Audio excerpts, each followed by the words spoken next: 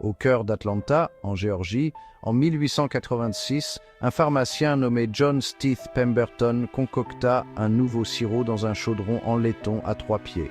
C'était une époque d'innovation, et Pemberton, un vétéran confédéré, cherchait à créer une boisson qui lui apporterait le succès.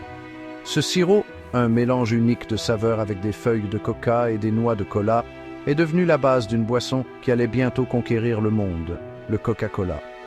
Initialement vendu comme boisson de fontaine à la pharmacie Jacobs, le Coca-Cola était commercialisé pour ses prétendues propriétés médicinales. Pemberton vantait sa création comme une boisson intellectuelle et un élixir revigorant. Atlanta, à l'époque, avait interdit la vente d'alcool dans des récipients ouverts. Cela a fait du Coca-Cola une alternative populaire. Malgré des débuts prometteurs, les ventes initiales de Coca-Cola étaient modestes, avec une moyenne de 9 verres par jour seulement.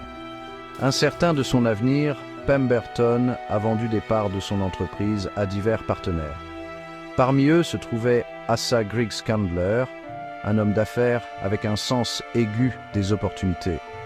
Ils étaient loin de se douter que cette boisson pétillante couleur caramel était sur le point de changer l'histoire. Asa Griggs Candler voyait en Coca-Cola un potentiel qui allait bien au-delà d'une simple boisson de fontaine. Il envisageait une boisson qui pourrait être appréciée par tous. Candler acquit la propriété exclusive de Coca-Cola en 1891 et entreprit de transformer la boisson d'un tonique de niche en un phénomène national. Candler était un pionnier du marketing. Il a reconnu le pouvoir de la publicité et a utilisé diverses stratégies pour promouvoir Coca-Cola. Il distribuait des coupons pour des boissons gratuites, ornait les panneaux d'affichage du célèbre script Coca-Cola et offrait même des articles promotionnels comme des horloges et des calendriers. Les efforts de Candler se sont avérés extrêmement fructueux.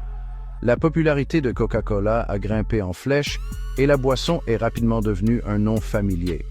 Au tournant du siècle, le Coca-Cola a été mis en bouteille et expédié à travers les États-Unis. L'entreprise a également commencé à exporter du sirop à l'international. Cela a marqué le début de l'expansion mondiale de Coca-Cola. En 1915, la société Coca-Cola a lancé un concours pour concevoir une bouteille distinctive qui démarquerait son produit des imitations. Le design gagnant, une bouteille en verre profilée inspirée de la forme d'une fève de cacao, est devenu un symbole emblématique de la marque. Cette bouteille, avec ses courbes élégantes et sa silhouette reconnaissable, a solidifié l'image de Coca-Cola comme un classique intemporel. Tout au long du XXe siècle, les campagnes publicitaires de Coca-Cola ont joué un rôle essentiel dans la formation de son image et dans l'établissement d'un lien émotionnel avec les consommateurs. De l'image saine du Père Noël savourant un Coca-Cola au jingle accrocheur et au slogan mémorable, la publicité de Coca-Cola s'est ancrée dans la culture populaire. Pendant la Seconde Guerre mondiale, Coca-Cola s'est engagé à fournir à chaque soldat américain une bouteille de Coca-Cola pour 500, peu importe où il se trouvait. Cet effort de guerre a non seulement remonté le moral, mais a également étendu la portée mondiale de la marque, Coca-Cola construisant des usines d'embouteillage à des endroits stratégiques dans le monde entier. L'association de Coca-Cola avec la culture américaine a encore renforcé son statut d'icône mondiale. Aujourd'hui, Coca-Cola est l'une des marques les plus reconnaissables au monde. Son logo rouge et blanc distinctif est instantanément identifiable dans pratiquement tous les coins du globe.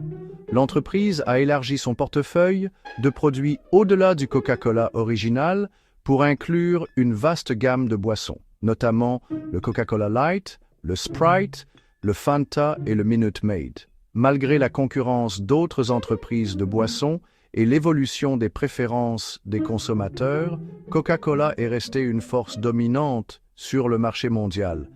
L'entreprise continue d'innover en introduisant de nouvelles saveurs, en explorant des options plus saines et en adaptant ses stratégies marketing pour se connecter avec les nouvelles générations de consommateurs. De ses humbles débuts dans une pharmacie d'Atlanta, Coca-Cola est devenu un phénomène mondial, symbole de rafraîchissement, de bonheur et de moments de partage. Son héritage durable témoigne de la puissance de la marque, du marketing et de l'attrait universel d'une boisson simple et satisfaisante.